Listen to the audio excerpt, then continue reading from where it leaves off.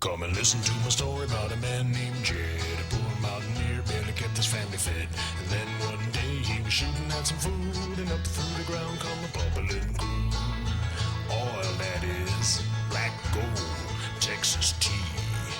Well, the first thing you know, old Jed's a millionaire. Kinfolk said, Jed, move away from there. Said, California is the place you ought to be. So they loaded up the truck and they moved to Beverly Hills, that is, swimming pools, movie stars, the Beverly Hillbillies.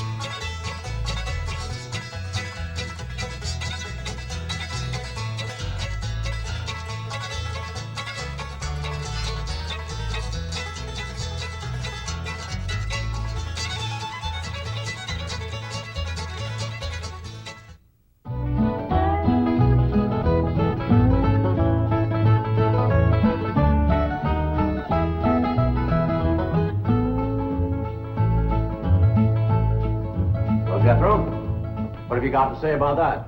I didn't bust it, honest. He's telling the truth, Mr. Drysdale. It was hanging in pieces like that when we moved in. Yes, sir. No, it's supposed to be like that. It was made that way. It's been like that for 200 years.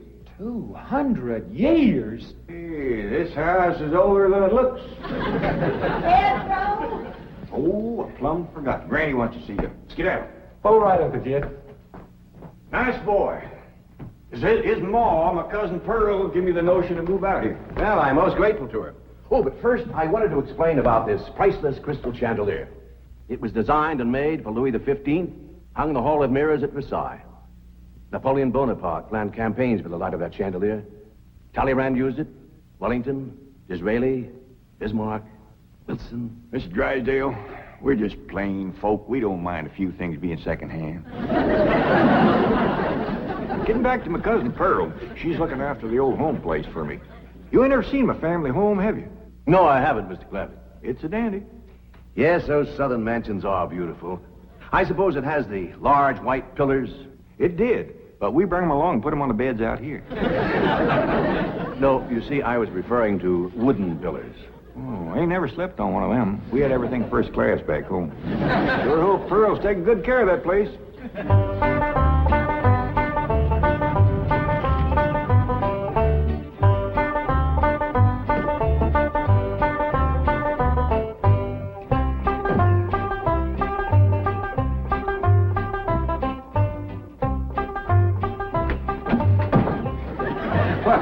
Hello there. Oh, why, you're Mr. Brewster from the oil company that paid Cousin Jed all that money for his swamp. 25 million to be exact. You ain't here to back out, are you? No, indeed. Your cousin's money is safe in the bank in California. I just thought you'd like to know that I heard from the bank, and your family arrived in Beverly Hills safe and sound.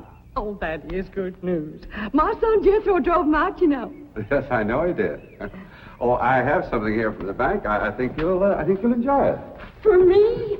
They told me at your house I'd find you here. Yeah, well, I promised Cousin Jed I'd keep an eye on the old home place for him. It's a long trip from my house, but I'm glad to do it for Jed. That's nice of you. Yeah, well, you know, can I help you look for that money? What is the money? It's pictures of the estate that Mr. Drysdale, the president of the bank, purchased for him in Beverly Hills. Oh. Now, this is now the Jed Clampett estate. Land to mercy, look at that. Why, it's bigger than the state capitol. It's quite a change from this place, all right. What in the world is that? Oh, that's the swimming pool. Swimming pool? Yeah, it's quite ornate. Oh, my son Jethro's gonna like that.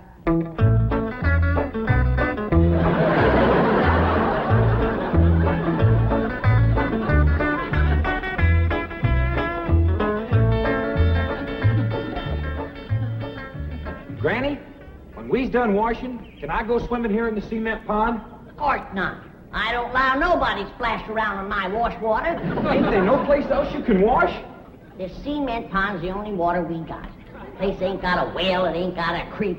Ain't even got a rain barrel to catch what comes out of the sky. Oh, when that banker fella seen me unloading your wash tub and scrubbing board, he said, why, you can throw that away. We don't use them things here in Beverly Hills. Now, you listen here to me, boy. I don't care how other folks live in Beverly Hills. But us Clampetts is gonna be clean. Yes, ma'am. May not have it as nice as we had it back home in the cabin. Plump right in the house and everything. But we ain't gonna lower our standards. No, ma'am. Here, wrench these things out for me. We gotta get this tub back to the kitchen for Elly's bath. Yep. Being clean is a strict rule with your Uncle Jed. Let me look you over. Many the time we've been down to our last piece of fat batter. I'd say, shall I cook it to eat it, or shall I render it down for soap? He'd say, no, render it down for soap, Granny. The Lord will feed us poor folks, but we gotta do our own washing. But Uncle Jed ain't poor now, Granny. He got $25 million. How long do you think that's gonna last if we go throwing it away on store-bought soap? Waste not, want not. Now, here's a view of the entrance hall. My stars and garters. Why, it's a palace. Whoever would have thought that my cousin Jed would be living in an estate like this? Well, the credit is yours. You're the one who talked him into moving. Oh, well, I put the notion in his head. But it was really kind of Elly May when. Yes, his daughter will have a wonderful life as a Beverly Hills debutante. Can't you just see that beautiful girl descending this magnificent stairway? I sure can.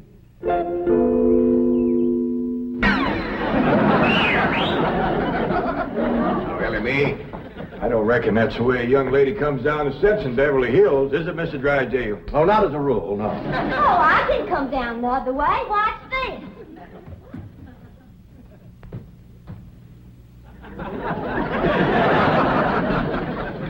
How's that? Well, that's not exactly what I had in mind. Well, show me. No, my secretary will show you. Oh, she's in town doing some shopping for you. Oh, what's she getting me? Well, now, that's going to be a surprise, Elly, but it's some things you've been in needing, and they're going to be pretty, and you're going to like them. Things I've been a-needing? A set of muskrat traps. A three-blade frog sticker? Nope. A ready-made slingshot. Now, Elly, you way off the track. Now, you wait till Miss Hathaway gets here, and you'll see. Yes. Well, I'll be pushing along to the bank.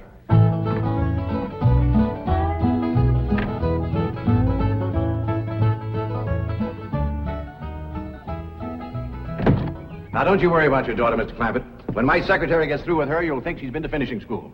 I sure wish my cousin Pearl was out here, fixing Elly up. She's a whiz at fancy sewing. Oh, is she a dressmaker? That woman can make anything. Why, she can pick up a handful of straw, and before you know it, she's made a hat. That's remarkable. So she's a milliner. Oh, she's a Clampett. Married a Bodine. I don't recall knowing the milliners. Milliners are women who make hats. That's Pearl, all right, but she's a Clampett. You talk about making hats. Pearl made herself a hat one time was shaped just like a bird's nest. And in there on the nest was this blue jay a-setting on her eggs. Well, sir, they come from everywhere to see that hat, to study it, to see how Pearl made it so they could copy it. Boy, there was dozens of them from all around. Hat designers? No, blue jay. Never did catch on too good with people. For a while there, Pearl couldn't hardly go out of the house without a bunch of blue jays taken out after her. Sure wish she was out here. She'd have Elly slick as a picture in a catalog. Yep.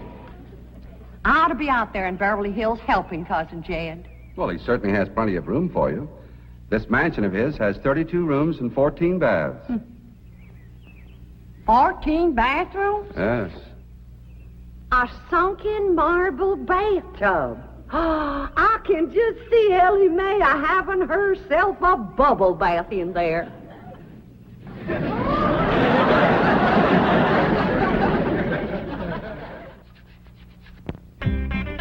I tell you, Mr. Brewster, the more I see of these pictures, the more I want to get out there and help Cousin Jed. Of course, I wouldn't go without being asked. Well, naturally. But, I think you should go. I've been asked. Well, now, it's not exactly my province. Well, why don't you telephone your cousin and talk to him? Oh, why, they ain't a telephone within 40 miles of this place. Nearest one, I guess, is at the International Emporium, clean over to Oxford. Well, I'll be happy to drive you over there. Oh, I couldn't let you drive me all that way just to use telephone. Busy oil company man like you.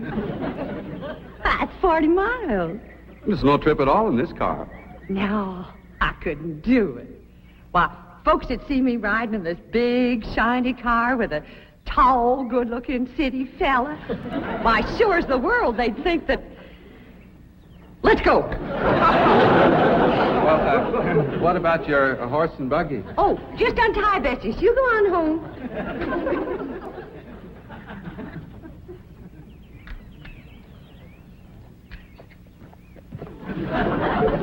Well, Bessie's headed for home, all right. Mrs. Bodine, how long has your buggy been hitched there? About an hour, why? Why, a blue jay built her nest on the seat, and she was sitting on her eggs. Oh, shoot. I wanted to wear that.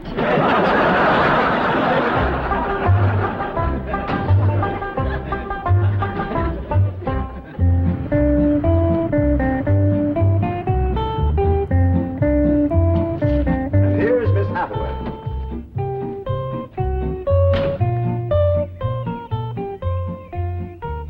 Mon capitaine, je suis traiteur. Fine. Ready for Elly May?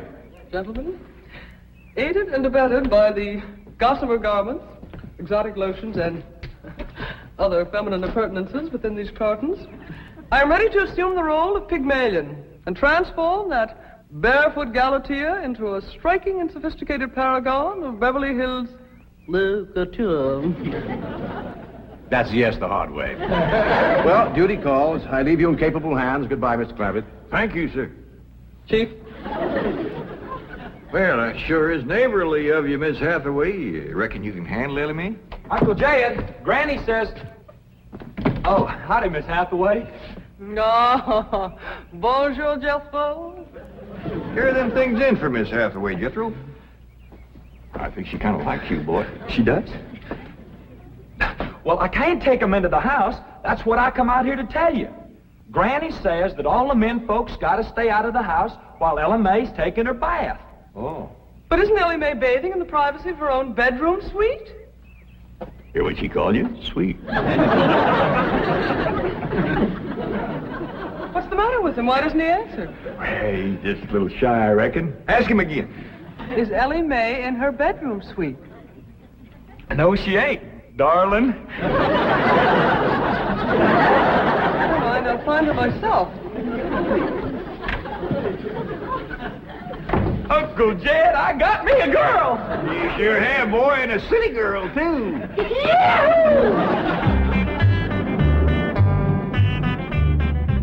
Some city girls I were about. Jethro's such a good-looking boy.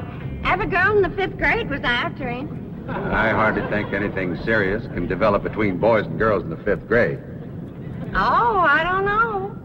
So far this year, there's been 3 couples out of Jethro's class get married. Married? 5th grader? Parson's nearly as busy in that school as the teacher. That's amazing. Oh, I've heard of... Uh-oh, wouldn't you know it? There's that Snoopy Alverna Bradshaw and her big-mouthed daughter sitting on my front porch. Oh, I could just hear the stories they'll start going around if they see me in this car here with you. Yoo-hoo! Alverna! It's me! Pearl! Terrible gossip, that woman, always making trouble. She tried to talk Granny out of going to California. She ought to see Granny now. Living like a queen in that Beverly Hills mansion.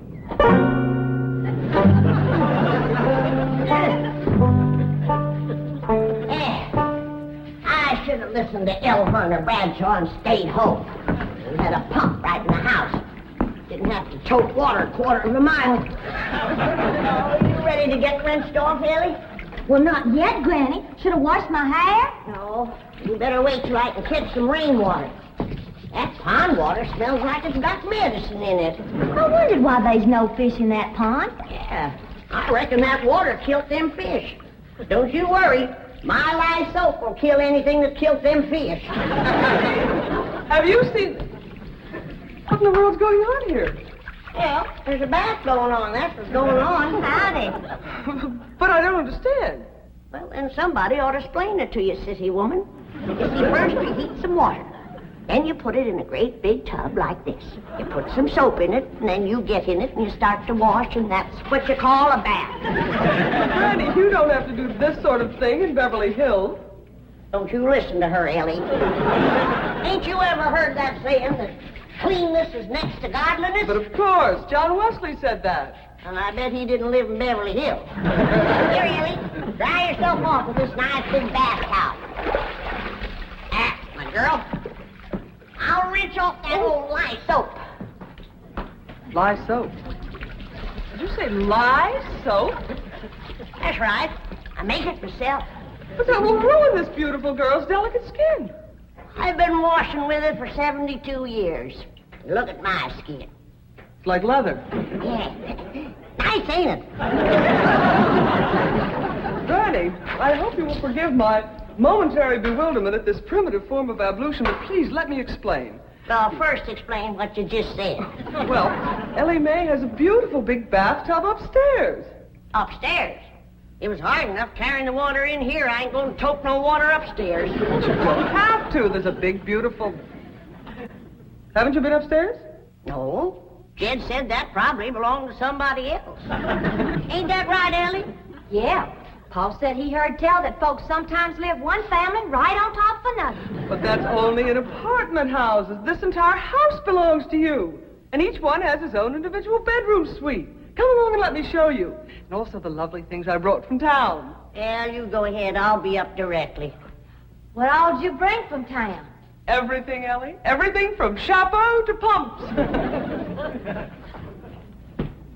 Pumps! Praise the Lord. Now I won't have to tote water. Jethro? Yeah, Uncle Jed?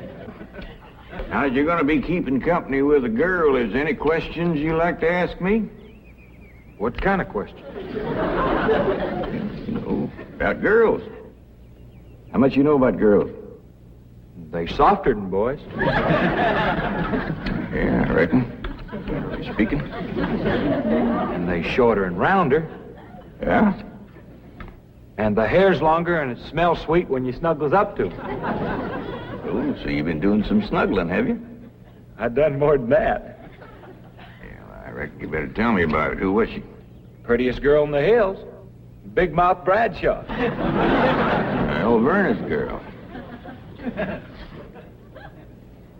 I heard tell she's kind of fast. Is she ever? Uncle Jed, I was walking past the cabin, and Big Mouth, she calls out the window to me. She says, "Howdy, Jethro." She says, "My ma's just made a big batch of cookies. Come on in and have some." And I says, "Sure your ma won't mind?" And she says, "Ma's gone, and so's Pa. I'm here all alone." Well, Uncle Jed, I was in that house before you could wink an eye. Can't say as I blame you. No sooner was I inside, the Big Mouth, she puts a music record on the phonograph machine and commences to sashaying around, a twisting and a turning. Dancing. Yeah, I reckon so. Anyway, she says, "Put your arms around me, Jethro, and I'll teach you the two-step." What'd you say? I says, "Listen, Big Mouth," I says, "here we are all alone.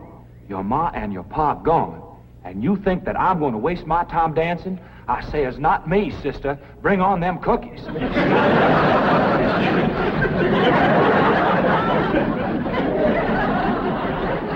What'd she say?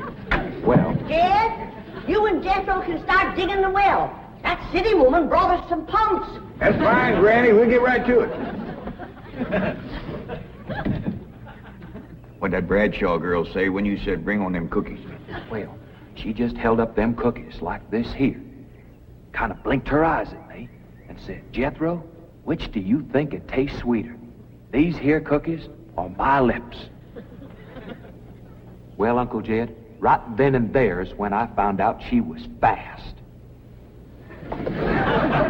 I grabbed them 2 cookies, and it took me 2 miles to outrun that gal.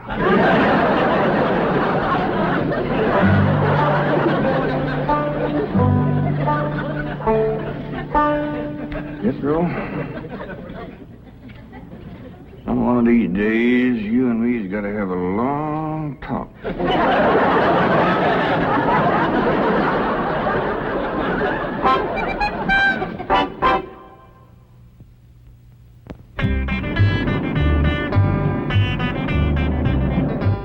Oh, yes. He's a lady killer, that bar of mine. While Werner Bradshaw's daughter traced him all the way home one day. Sounds like Jethro has a lot of charm and sex appeal. Oh, he has. It's funny how a daughter can take after her father and a boy can favor his mother. Yes. I ought to be out there looking after Jethro. You know Jed's going to need him to help garden a place this big. Well, most Beverly Hills mansions have regular gardeners. And, of course, a complete sprinkling system. Sprinkling system? Oh, yes, indeed. That entire lawn is crisscrossed with underground pipes. Land to mercy.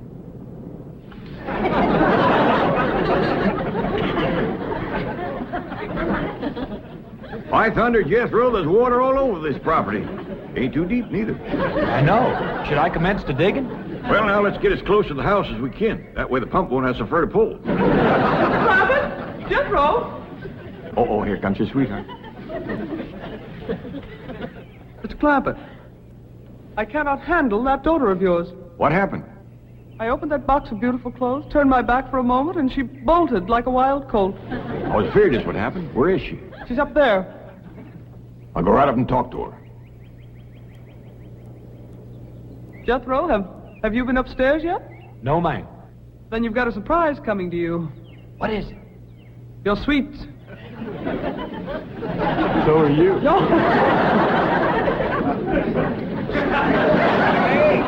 Oh, howdy, Pop. Wait. I'm ashamed of you. Running off from Miss Hathaway. I didn't run away from Miss Hathaway. What'd you climb up here for? To cut a fork for that new store-bought slingshot she brought. Did she bring you a slingshot? Fanciest thing you ever did see. Just a minute, I'll hook it up and you can see for yourself.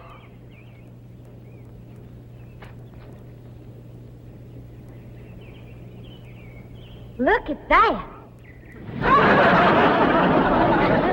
Doggone. A store-bought, lace-trimmed, double-barrel slingshot. Ain't it a doozy? I don't know how good I can aim it, but it'll sure throw a heap of rocks. Yeah. They really need me out there. Why, I could work wonders for Elly Mae with my fancy sewing and beauty secrets and hairstyling and everything. Of course, I had to learn all those things, not having a husband to support me. Didn't you say it was 40 miles to the town of Oxford? That's right. Well, we've already driven 110 miles. Land to mercy, I forgot to tell you the turn off. Well, as long as we come this far, maybe we ought to go right on to California.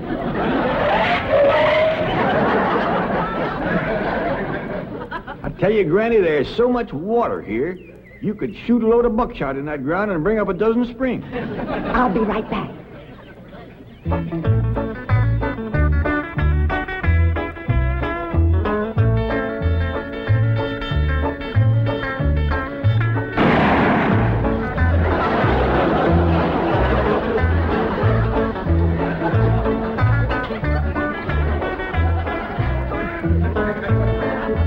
I ain't never missed yet.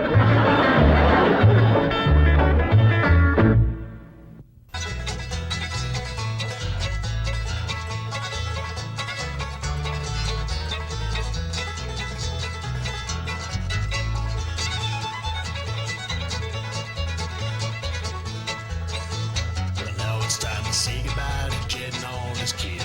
They would like to thank you folks for kind